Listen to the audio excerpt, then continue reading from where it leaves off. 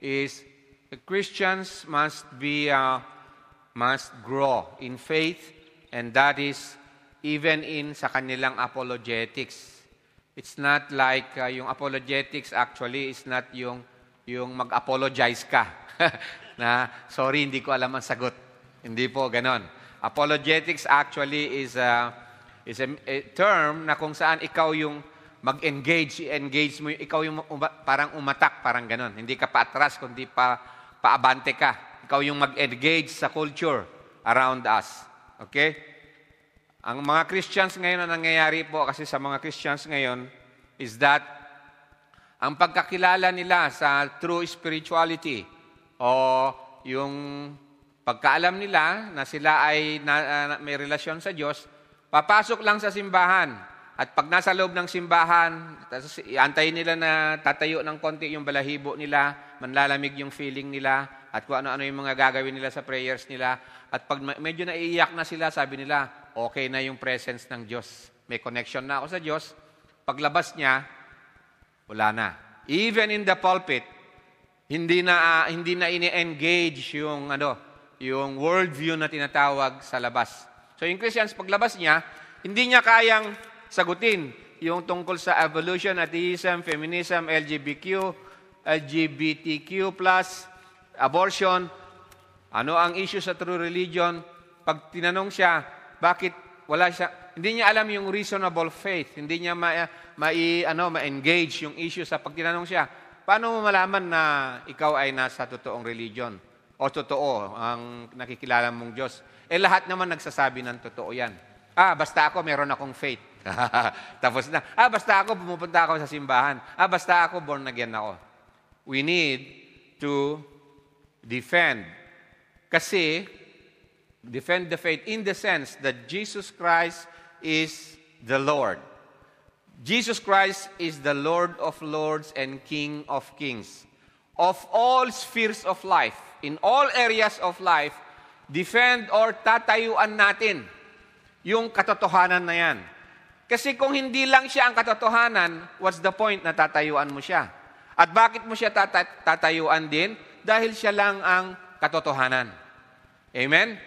Otherwise, sinabi natin na hindi, para-parehas lahat. Basta lahat sumasampalataya sa Diyos, patay na. Pwede ka na kahit palipat-lipat ka ng simbahan, hindi lang yun, kahit palipat-lipat ka na rin ng asawa. Totoo po yun. Okay? Magkakaroon po ng confusion. So, bahala na kung sino ang prevalent, kung sino ang stronger, sino mas malakas, yun ang parang masusunod sa pamumuhay natin.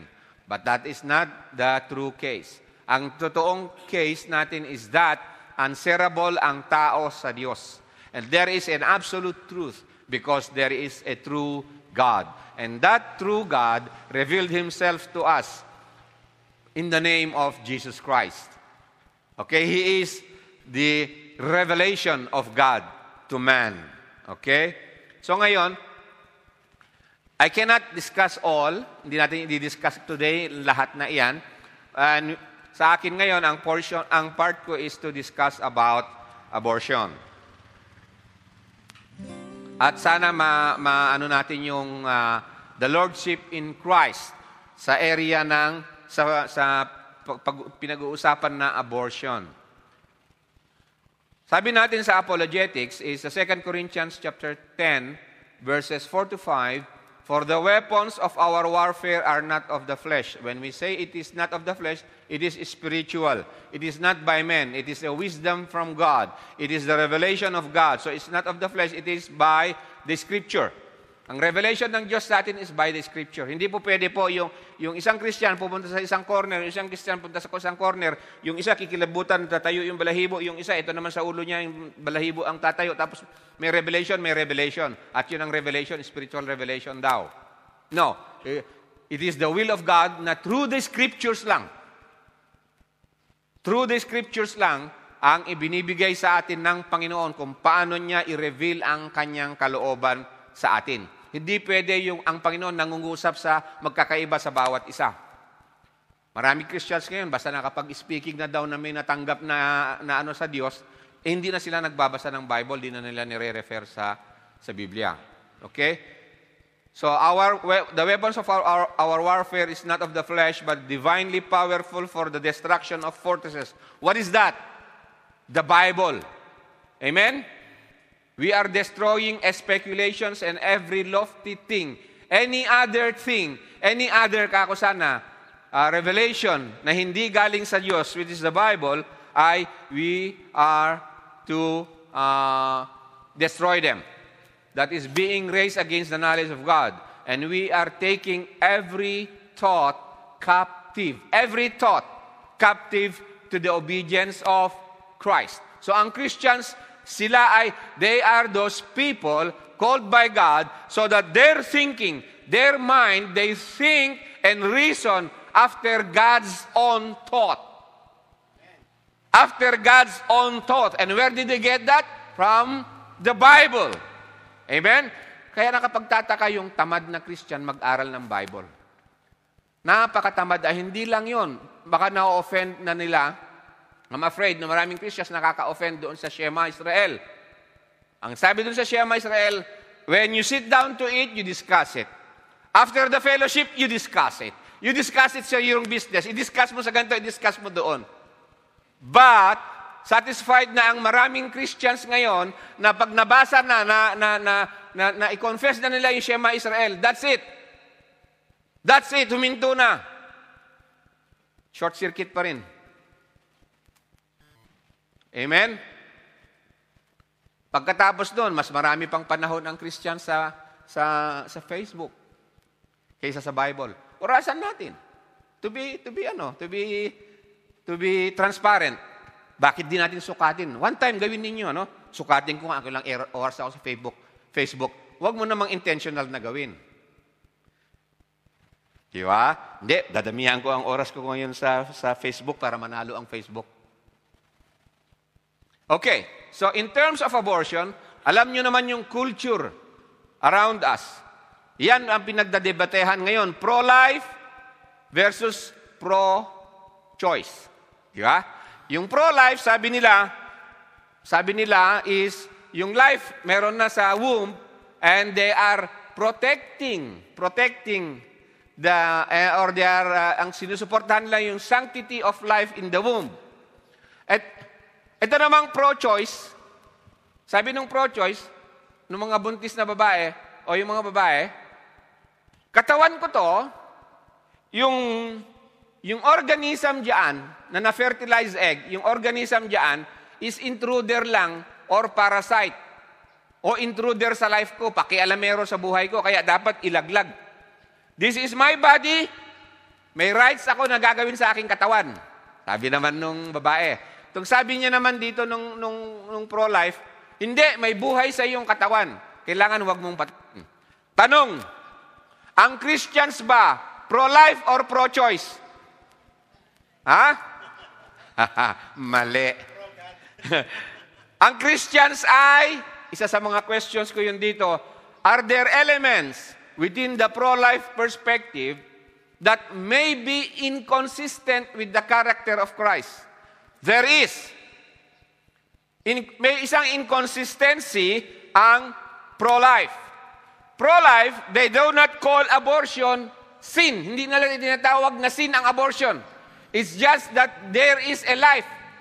So kahit na ateista ka, kahit na rebelde ka sa Diyos, kahit na hindi ka lumuluhod sa paanan ni Jesus, even if you don't call Jesus Christ your Lord and Savior, basta pro-life ka, okay lang sa kanila. Pinaglalabanan lang nila dito yung conflicting worldview ng secular worldview. Never na ipinapasok nila ang issue ng Diyos. So, alam niyo na kung saan ang side ninyo. Saan ang side ninyo? Pro-life or pro-choice? Pro-God. Pro-God tayo. What Bible verse supports the idea that life begins at conception? Pag-aaralan natin yun. What does Scripture say about the value and care of children born from tragic circumstances? For example, rape. Yung anak sa rape. Meron bang ministry ang church doon? How about sa mga Christians o non-Christians? Kapag ibibigay ng Panginoon yung evangelism, or work ng Christian sa area na yan. Okay, let us define kung ano yung popular na definition ng abortion. Abortion is the intentional termination of a pregnancy before the fetus is capable of surviving outside the womb. So yung tawag nila doon sa nasa loob ng tiyan, ang common na tawag nila ay fetus. But the debate goes on kung sa first week or second week nitong fetus, ito nga ba ay matatawag mong tao o organism lang? Or isang klase lang ng butiki? O pwede balot ang tawag? Tao na nga ba siya o balot pa lang siya? Okay, so hindi sinabi rito. Basta yung, it is the intentional termination of a pregnancy lang. Before the fetus, hindi tinawag kung ano siya, is capable of surviving outside the womb. It can occur in two ways. So itong fetus na to, dalawa may definition, yung pro-life at saka yung pro-choice. Sabi nung pro-life, may life na yan. Sabi nung pro-choice, kung minsan may stage yan na habang hindi pa nakakalabas sa tiyan, ano pa lang yan? Organism lang, hindi siya tao. Yun ang gusto nilang puntahan. Ang pro-God, anong definition niya sa nasa fetus? A child. Okay? A child. Yan ang definition ng Bible. So, abortion, it can occur in two ways. Spontaneous abortion, it is often called a miscarriage. This is when a pregnancy ends on its own, on natural causes, or typically sa yung tinatawag ito na katulad ng mga natural disaster, tinatawag natin na act of God. Induced abortion, this is when medical or surgical methods are used to deliberately end a pregnancy. It may be done for personal, medical, or legal reasons. The topic of abortion touches on complex ethical, medical, legal, and sometimes religious issues. Views on it can vary widely depending on the cultural, moral, or theological perspective. So kahit ang Christians, may maraming divided sa theological perspective patungkol sa abortion. It is time to lift up the sovereignty of God by thinking, defining things after God's own thoughts. Amen? After God's own thoughts. So, ito yung mga ilan na ethical and philosophical perspective na na-encounter natin sa labas. Ang kinakailangan tanungin sa pro-life, ito yung tanong nila, when does human life begin? And also Christians, they must know when does life begins. What does the Scripture say? What is God's thought on this issue? When does human life begin? Does the fetus have moral status or rights? Is abortion morally justifiable in cases of rape, incest, or danger to the mother? Now, yung positions na ito, nabanggit na natin kanina, pro-choice, pro-life, at meron yung naiipit sa gitna. Moderate view. Depende. Case-to-case basis. Okay? So, ito yung mga placards nung mga nagrarally patungkol diyan. Abortion is a human right. Kaninong right? Kapag yung fetus walang right, right lang nung mother yan. O right lang nung nang-rape. Right lang nung nang-rape. O right lang nung tatay. O right lang nung boyfriend. Mga kabataan, mga hindi pa ikinakasal, may boyfriend, may girlfriend. Right lang ng boyfriend. Hello? Palaglag mo na kasi yan. Hindi pa tayo kasal eh. Ikaw kasi kiss ka ng kiss eh. Right naman nung tatay. Hindi. Palaglag mo muna. Yung babae naman susunod. Kasi wala siyang rights. Okay. Her body, her rights, her choice. Walang body yung dyan, yung fetus. Abortion saves lives. What? Saves lives? On what terms? On what definition na abortion saves lives? Sa mother lang? O sa O yung life lang nung rapist? O yung life lang nung boyfriend ang iniligtas? Life, meaning to say, kahihiyan kasi nung boyfriend eh. Ayaw ng parents niya na maasawa yon. Kaya kinakailangan ipalaglag mo. Kawawang babae. May kasalanan ba yung babae? Isa sa mga tanong pala yan. Sa fornication, babae na yung nabuntis, hindi pinakasalan, umatras yung boyfriend niya na dati tapat na tapat sa kanya. And in terms ng buntisan na, umatras yung boyfriend. Sabi nung babae, nung dalaga, kawawa naman, ipapa-abort ko to. Ipa-abort mo para hindi lumabas yung anuhin mo, ang katangahan mo. Sabi ng magulang, nabasa ko lang yan. Kinokot ko lang ngayon. I do not intend na gamitin yung salitang katangahan for the sake lang ng discussion. Amen? So sabi rito ng Bible, abortion is sin. Exodus 20 verse 13, you shall not murder. Pero Brother Rick, i-define mo muna kung may life. Yung nasa tiyan o wala. Yes, we will define that. Kaya nga sinabi ng Bible, pati sa scripture reading natin kanina sa Exodus 21. Sa Exodus 21, nabasa natin kanina, na kapag may naglaban at biglang andun may nadamay na babaeng buntis at nagkaroon ng injury, of course, ang injury na sinasabi doon sa mother o sa anak. And then, merong penalty. Kung may penalty, yung pagkalaglag ng bata at kahit walang injury sa bata at saka sa mother, may penalty pa rin na hihingin yung tatay doon sa nag-away. Isipin nyo ang pagpapahalaga ng Diyos sa buhay nung nasa tiyan.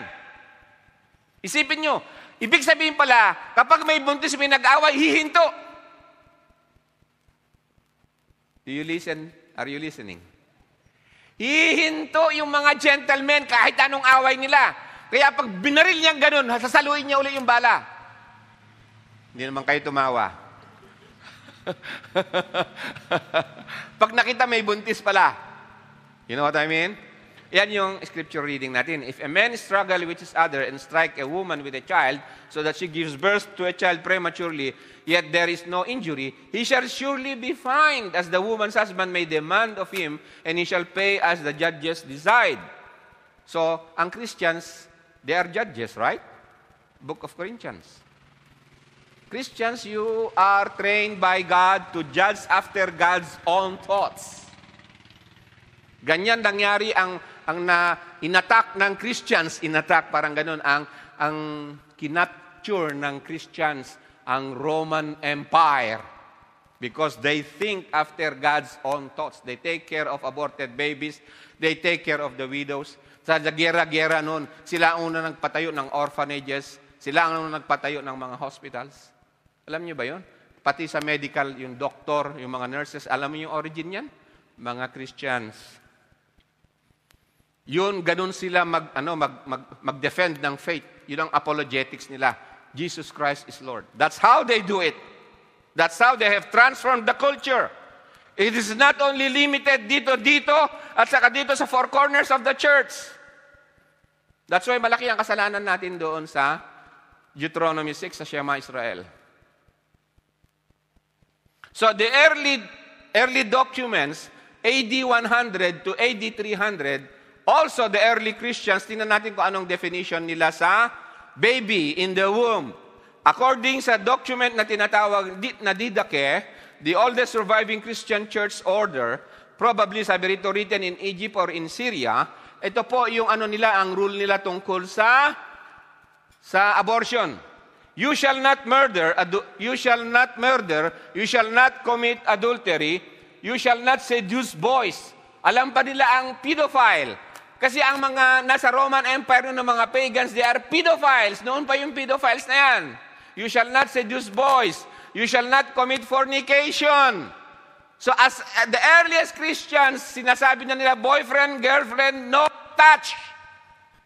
Pwede kang atrasan nung lalaki, pag naatrasan ka nung lalaki, ano ang case mo dun sa pagbubuntis mo? Rape! Is it rape? Does the Bible calls it rape? Yes! I can show you that in the scripture, but I'll leave it to you as your assignment. Andun, sa law, if the girl does not cry for help, she shall be put to death. Crying for help, yung virgin, if she does not cry for help, kaya yung virgin may attempt sa'yo yung boyfriend mo, you cry for help to God. Isa sa contributors ng abortion is fornication sa mga bata na nabubuntis ng kanilang mga boyfriend. Meron ding rape, meron ding molestation. You shall not commit fornication. You shall not steal. You shall not practice magic. You shall not use potions. Yun ang isa sa mga tanong ng mga kabataan after nung session dito.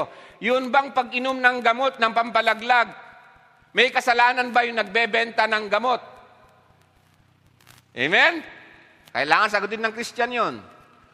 Nor destroy a newborn. You shall not use potions. You shall not procure an abortion nor destroy a newborn child. Okay? Sa Didakeon.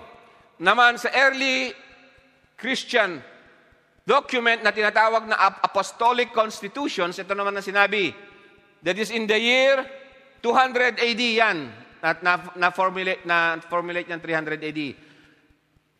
Thou shalt not slay the child by causing abortion, nor kill that which is begotten. They use the word begotten. Now, pag-aaralan natin mamaya yun, very interesting.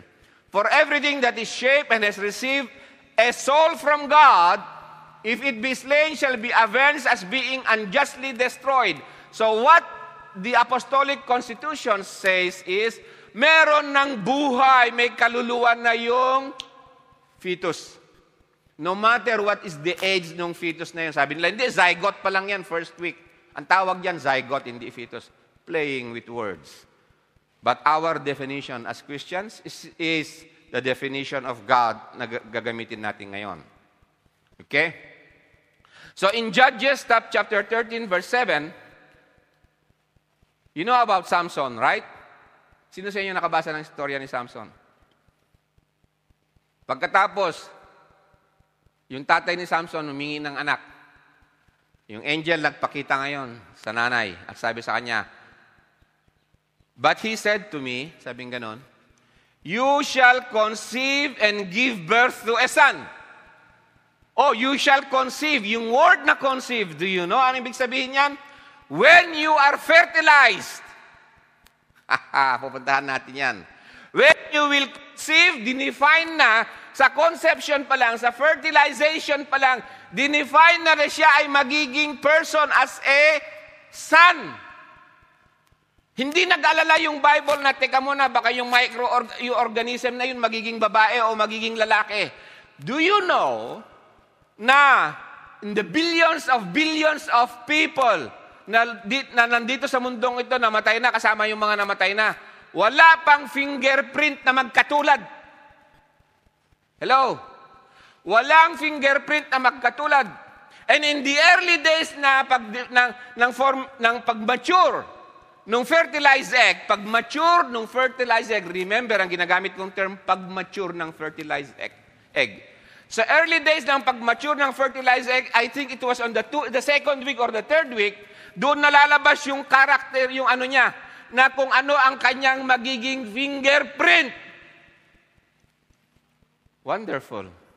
Amen? Titingnan natin mamaya. So the Hebrew term for the word conceive or to become pregnant is what? To conceive, become pregnant means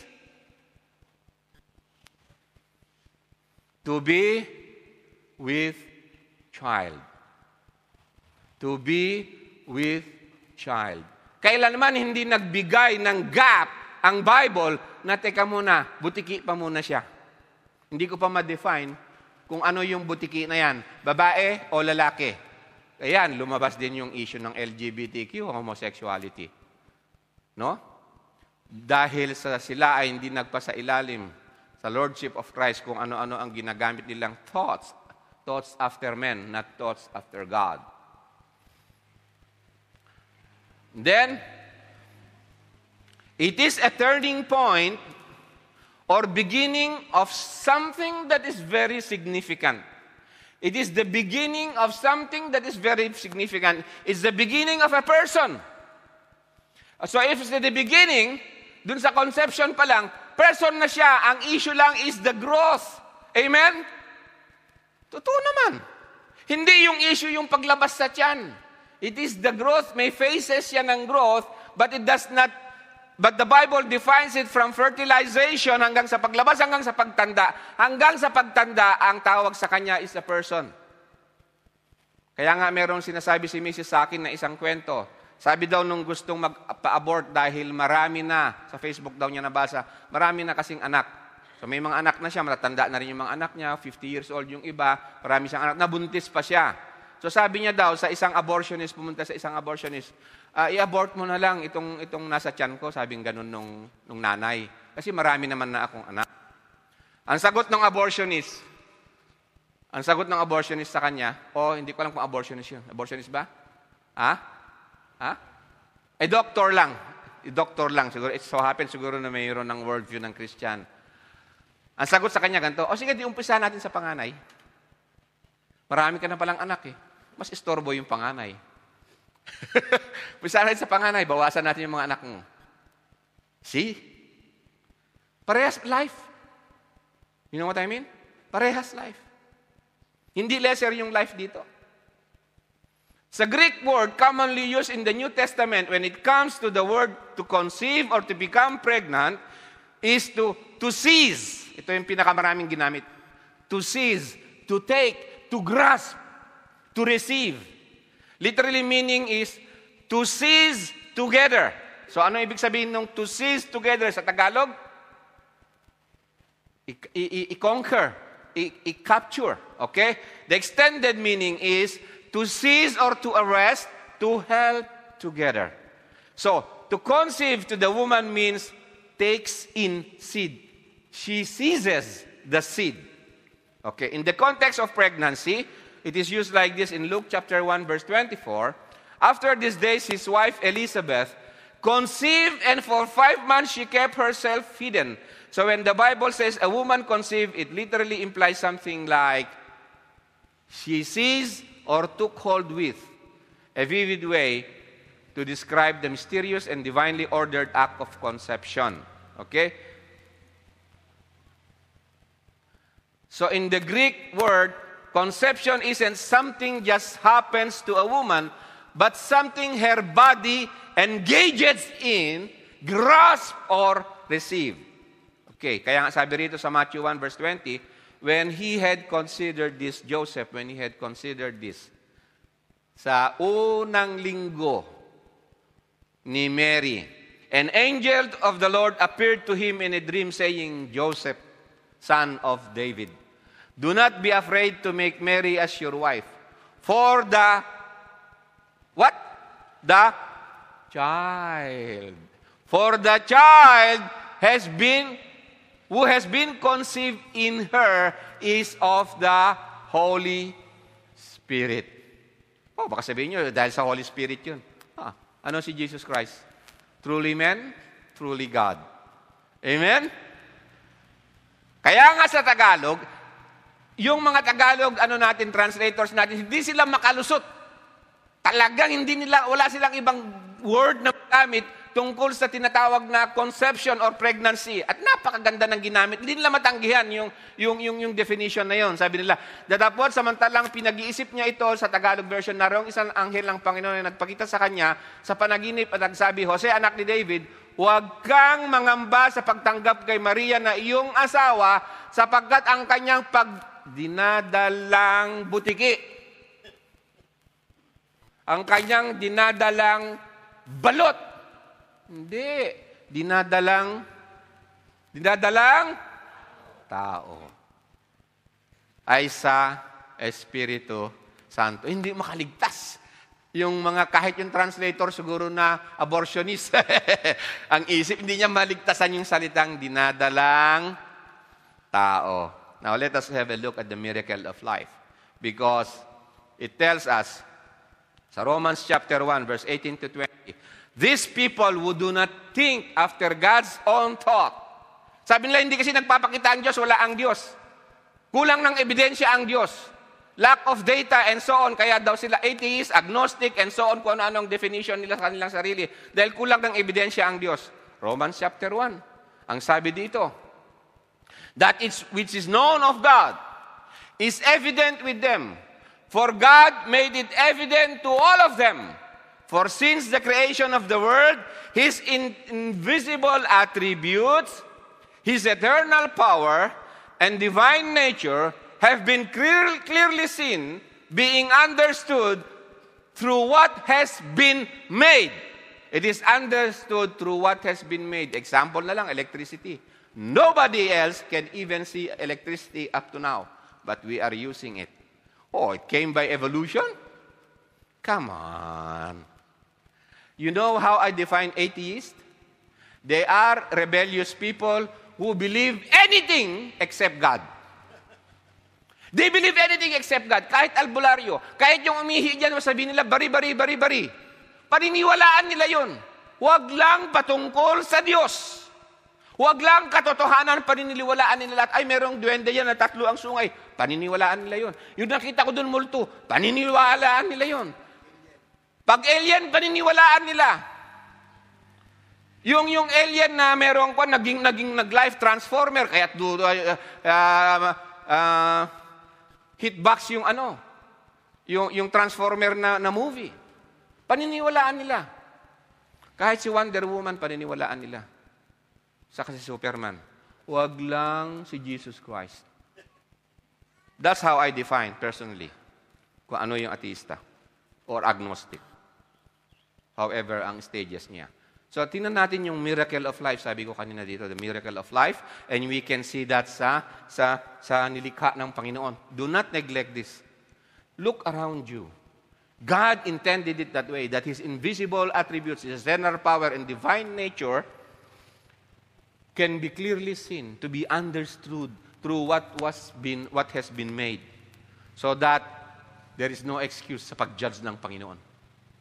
When God judges, tahimik lahat yan. Pro-abortionist, pro-life, kahit na anong, kaya iwasan nyo uminom ng gamot na pro. Sorry, biro lang. Female reproductive system. Ayan, di ba? Kala mo naman, doktor ako. Wala akong background dito, ni-research ko lang, no? Hindi ako specialist, may excuse na ako kaagad. Yan yung reproductive system ng babae. 2 ovary, 2 fallopian tube, iisang uterus. Ito yung vaginal tube. Okay, ngayon. Dito sa ovary, dito nagkakaroon ng a certain stage sa life, a certain stage sa growth ng babae. Anong edad? Nagkakaroon siya ng egg. 12? 9? Sabi nila as early as 9 daw, nagme-menstruate na yung babae. So, doon sa start ng menstruation, na-form ang mga tinatawag dito na follicles daw ang tawag. So, yung basically, ang babae nagpo-produce ng tinatawag na about 1,000 egg every menstruation period. Pero isa lang ang nagmamature doon sa 1,000 potential na eggs na yan, isa lang yung magmamature, isa lang yung mabubuhay. Isa lang yung mag-ovulate na tinatawag. Ovulation is the process where a mature egg is released from the ovary. So kapag na-release from the ovary, yun pupunta sa fallopian tube. During the menstrual cycle, typically around the 14th day of a 28-day cycle. Mas alam ng babae yan. This released eggs travels down the fallopian tube where it can potentially be fertilized by a sperm cell. Oh, isipin nyo, sino nagdadala dito sa egg, dito sa fallopian tube? Yun ang tanong. As one unit, yung babae. Nagko-contract dito, nagko-contract doon para yung egg ay mag-travel dito sa fallopian tube, pupunta siya dyan. At bakit siya pupunta dyan? Anong gagawin niya? Bakit niya alam pumunta dyan? Anong gagawin niya sana? Makikipag-date. Hindi nga lang blind date. Hindi yung blood date. Makikipag-date siya dyan at titingnan natin. Lalabas siya dyan. Pupunta siya dyan. Hindi siya pwedeng ma-fertilize kung hindi dito sa datean nila. Yung favorite restaurant niya siguro, o kung saan favorite na niya. Hello, nagpapatama ba ako? Oo po. Tapos, sa time na merong pumasok na sperm cells dito sa kanyang tube.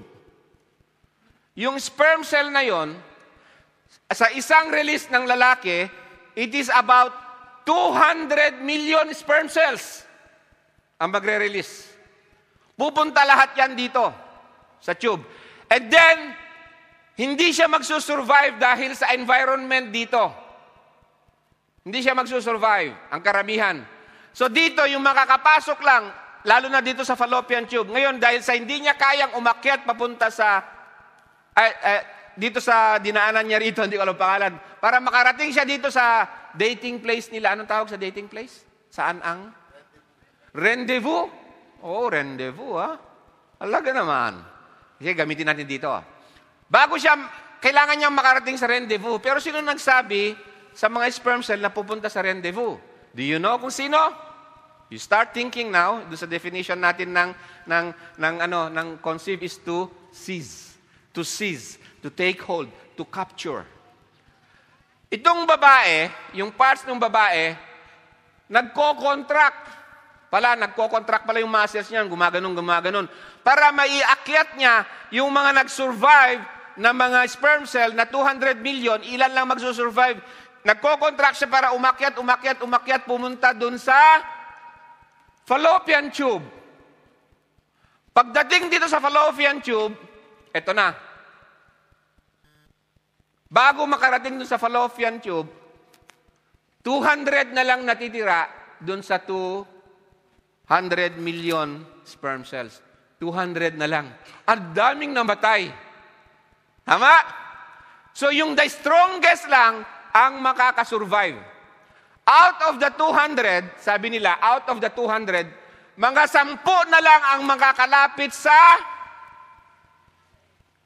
egg. 10 na lang. Yung egg saan nag-aantay? Sa rendezvous. Ayan. Kaya sana, kayong mga may boyfriend, girlfriend, para pag narinig nyo yung salitang rendezvous, doon tayo mag-meet, ha? Sana maalala nyo itong preaching na to. Amen? May preaching si pastor tungkol dyan, eh. Ha? May preaching si pastor sa rendezvous. Okay? Doon sila mag-meet. And then, what? Guess what? Of the 200 sperm cells, mga 10 lang daw ang makakasurvive. At doon sa 10 yun, isa lang ang makakapasok sa egg. Merong membranes yan at isa lang ang makakapasok. Titingnan natin yung miracle of life dyan. Ito na, dinidiscuss natin yung miracle, okay? Isipin mo yung voluntary lahat na move ng babae. To seize, to grasp, to conquer, parang ganun. To take together. And then, isa lang yung makakapasok. And do you know, titingnan natin sa video, kung anong mangyayari kapag nakapasok na yung sperm cell at na-fertilize yung egg.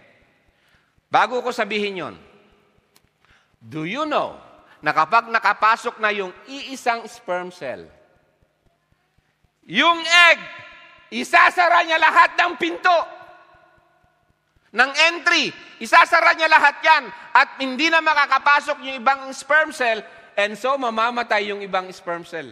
Yun lang nag-iisang nakapasok, ang pinapasok niya, yung pagkatapos isasara niya yung pinto. You know what it means? You know what it means? Isa lang. Hear, O Israel, the Lord your God is one Lord. Thou shalt not commit adultery. Oh. Amen? O, tingnan niyo to.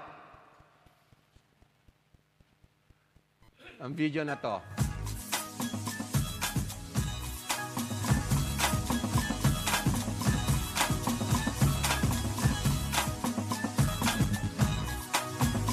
Yung female egg ang nagdi-decide kung sinong sperm cell yung papapasukin niya. Kasi sinabi ng Diyos ko anong magiging pangalan ng paglabas ng tao na yon. Nung sinabi ng Diyos, lalabas dyan si Samson, pinili nung egg, nung asawa ni Manoah, kung sinong sperm yung makakapasok, kasi yun lang ang may fingerprint ni Samson. Amen? Kaya kung ano yung pangalan ng anak mo, kaya Petchoy ang pangalan niyan at hindi Petchay.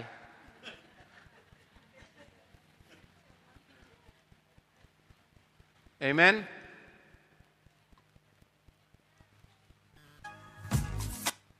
Okay, and then there's another thing. Isang miracle na gusto kong makita ninyo. It is the flashlight at conception. Do you know na kapag na-fertilize na yung egg, they only found it, yung tinatawag na zinc spark. The zinc spark was discovered in 2014 by a certain doctor. No? So what is a zinc spark? Tingnan natin ang animation niya. When a spermatozoa enters the egg, a breathtaking flash of light enters exactly at the breathtaking flash of light begins. Exactly at this fluorescent flash is the release of billions of zinc atoms. How bright and how long the flash lasts tells us how the release of vibrant billions the of embryo is. zinc Tells us how atoms when with a sparks. spermatozoa enters Pag tingnan mo the sa egg, isang a certain breathtaking special flash of X-ray, light enters exactly at the breathtaking flash of light begins. minsan lang mangyayari. This fluorescent flash is the Dun lang sa release of fertilization. billions of zinc atoms. How bright and how long 2014 lang the flash na-discover. lasts tells us Bago how na-discover yan, vibrant ginamit na ng Panginoon tells us ang how salitang vibrant to the seize, embryo is. to conceive, to become pregnant. Hindi pa man natin nakikita. Sinabi na niya noon pa. Kaya nga sabi ng Panginoon kay Job, where were you? Alam mo ba kung saan pupunta yung light, saan mag-terminate ang light? Ako, engineer ako. Yan ang isa sa pinakamahirap na question sa physics. Where is the termination of light? Where is the storehouse of the light? Oh my God. My God. Kahit na anong gawin ng mga scientists, hindi sila nag-a-attempt na sagutin yung question na yan hanggang ngayon.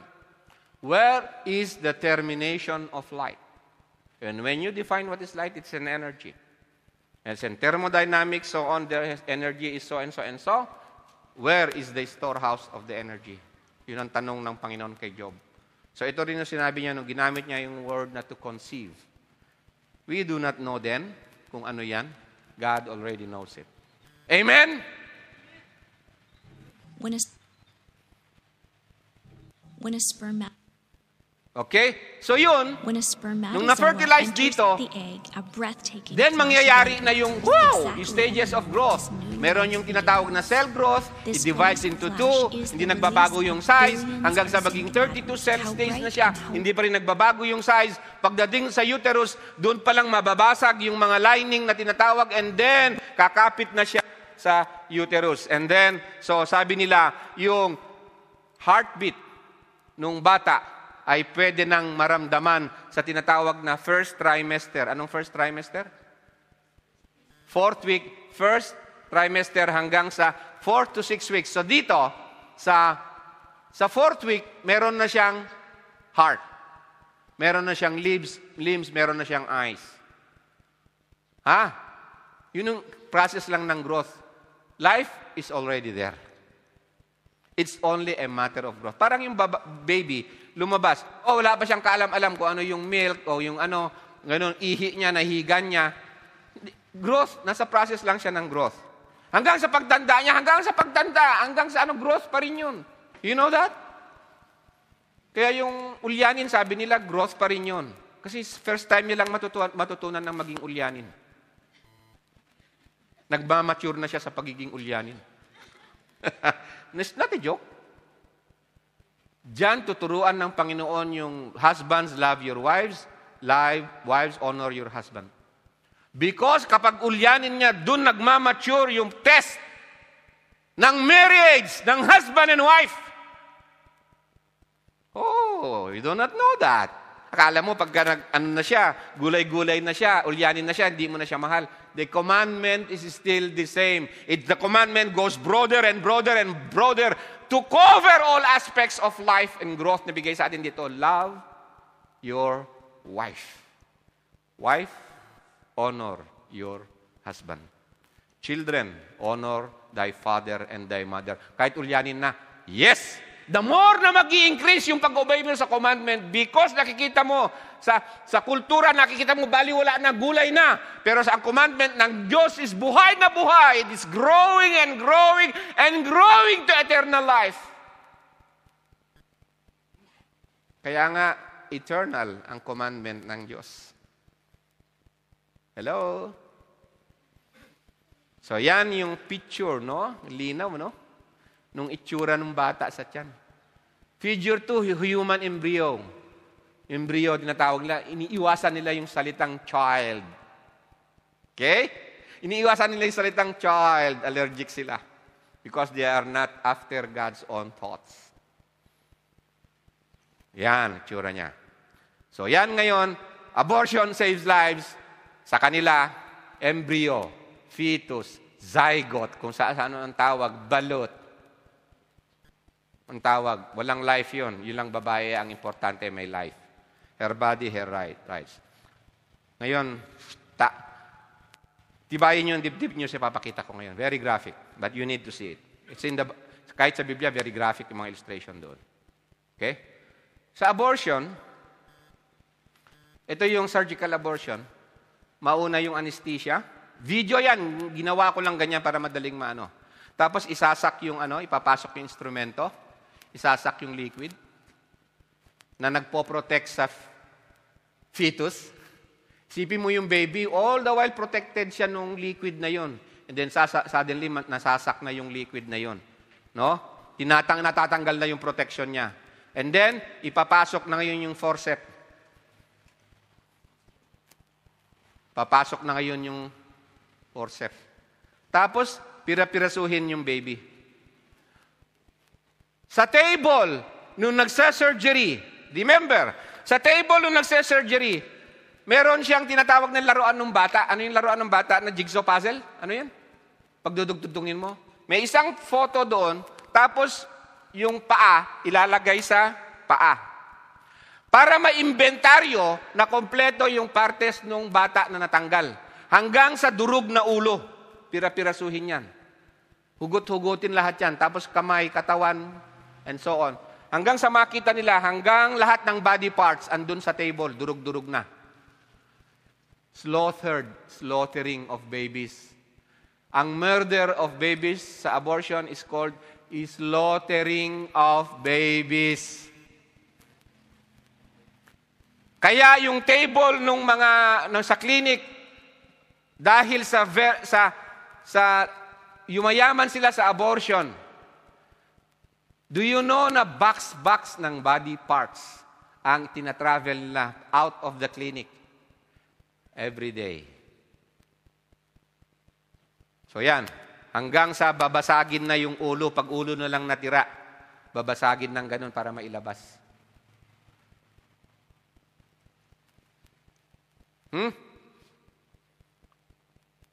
Dahil sa disobedience to God and rebellion against God, Romans chapter 1, God gave them over to these vile affections, even homosexuality, and so on. At dinisguise pa nila yun na kulang lang kasi ng data about God. Kung meron sanang Diyos, ba't di siya magpakita kaagad dito? Di ba? Kulang daw ng data. Romans chapter 1 says, no. All the attributes of God, His divine attributes, His divine power, is being displayed clearly to us in everything that He has made. Kaya yun ang kasama sa pinag-aaralan natin ngayon. Around 73 million abortions take place worldwide each year. 73 million each year. Ang namatay sa war ng Ukraine ngayon, ilan pa lang? 200,000? Say 1 million. Sa loob ng 4 years ng giyera, 5 years ng giyera. Compared to this yearly. Kasi sabi nga nila, balot pa lang kasi. You see? Balot pa lang kasi. Pagkatapos ang Christians nakikooperate. Christians were not there to engage this culture. Ang Christian nagtago sa loob ng church in the four corners of the church. Just to satisfy their spirituality, their emotionalism, Their religious activities, emotions lang, ay masatisfy lang, oh, I am with God. Lalabas na sa sa church, ganun na lang. Hindi pa nga dala yung church sa kanyang family. Ang definition ng church is not a building. It consists of the believers in Christ. Wherever they go, there is the church.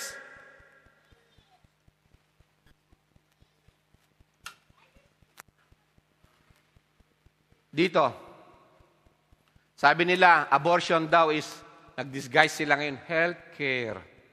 Okay, healthcare. Bigay mo yung healthcare sa kanya, suportahan mo. Hayaan mo siyang mapunta sa impyerno. Hello?